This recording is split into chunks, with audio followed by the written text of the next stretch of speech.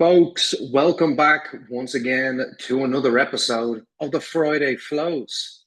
Yes, I'm absolutely delighted it's Friday, and it is still weirdly warm out there for a November day because this morning I literally walked my dog in the t-shirt I'm wearing. I'm not complaining, I'm just saying it's a bit strange. But anyway, folks, today's episode, what we're going to be covering is a case study that I find is an amazing example of what is possible with Tines versus scripting through Python, Bash, or PowerShell for your automation purposes. We're going to be talking about Jamf. Jamf are a close partner of Tines, and also what Jamf are amazing customers who've made really interesting use of the technology. So for anyone that doesn't know who Jamf do device management for Apple products, and they are without doubt the top dog in that space.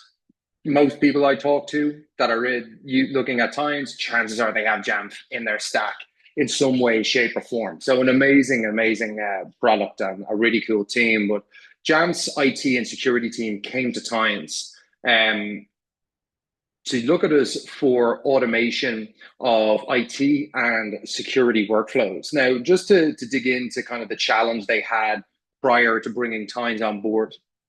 Basically, Jamf, like many teams that we talk to here at Tines, they had a team of basically engineers who were Python developers, right? One of the main challenges that we always see that Jamf had is that yes, they could use the scripts for automation, but ultimately the development times were very slow. You know what I mean? It can be quite a laborious process to type out, obviously, lines and lines of code. And ultimately for Jamf, that was taking them a week to build out each one. And then obviously a small number of engineers were able to interact with those workflows. So not necessarily conducive to cross-functional collaboration, not necessarily conducive to automation scaling across the business. So as they said here, like that was a blocker to innovation. And again, it also meant that their SOC analysts and their IT engineers were spending a lot of time on manual tasks that obviously limited then their bandwidth to focus on more important work.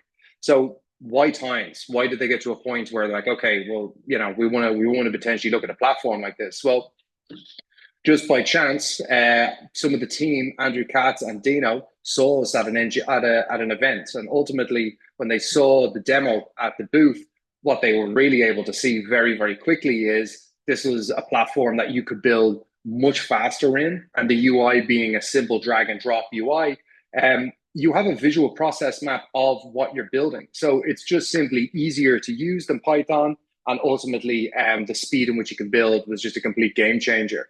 And in those initial couple of interactions with Tines, they were able to build stories that saved them over 150 hours. And so that was the first month of using Tines. And the impact of that for both teams using it was pretty much instantaneous. Now, if we try and think about the kind of impact that that meant for them in metrics, a 95% reduction in workflow build times. So if we really think about the impact of a number like that, if you can significantly reduce the amount of time that it takes you to build automation, not only is that saving you and your team time that you could spend on more important work, but it means that you can deploy more automation in far more areas of the business.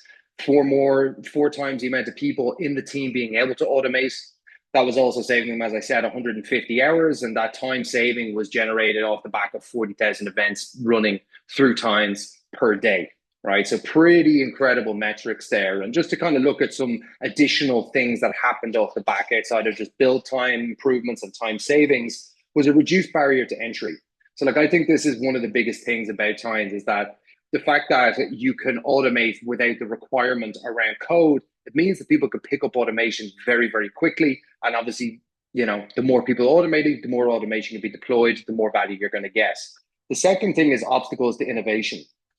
So if you think about it, right, a lot of teams know automation is an important thing to do, but obviously there are barriers to entry to get there. Now, if we could think about that now, when you've democratized the entire process of automation, it just opens up the floor for so many different ideas to be done and different projects that you can focus on. And that's a really, really strong example here.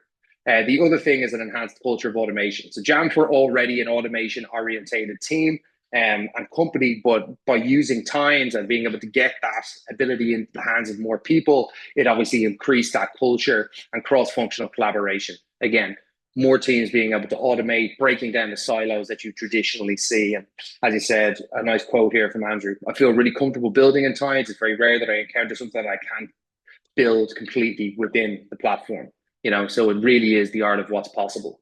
Now, to think about some of the top workflows that Jamf were using time for, threat intelligence is one, and this is so common for teams. Like, you can spend so much time gathering context around IOCs that you don't really get the time to actually spend making sense of them, so this is a quote that really drives that home. It's like having a team of threat analysts just constantly searching 24 hours a day for 100,000 different things all at the same time.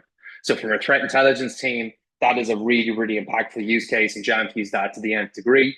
Distributed alerting, alert enrichment, responsive phishing reporting. I think the phishing one is also an interesting one, because typically within companies, people can report a phishing email and it kind of just disappears into a black box. Yes, it may be investigated, but you're not really getting any feedback.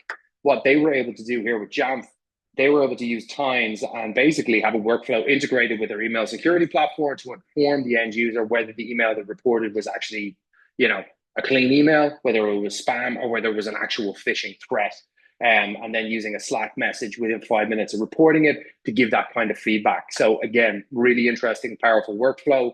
Other things then, so employee alert notifications, and then on-demand File Vault key recovery. So some really impactful workflows, really common ones that we see across the board. So again, very powerful deployments. And if you're interested, if you have Jamf in your tech stack, what you can do is go to the Times library on our website, and you can search Jamf.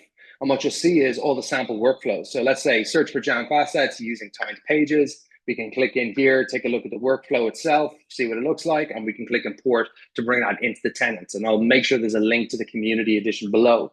Also, if you use Jamf Marketplace, you can check out Times there. You can get it through Jamf Marketplace, see more documentation, and see what people say about us in the reviews and the ratings. But folks, that is another amazing deployment that Times has done with a powerful partner and customer of ours at Jamf.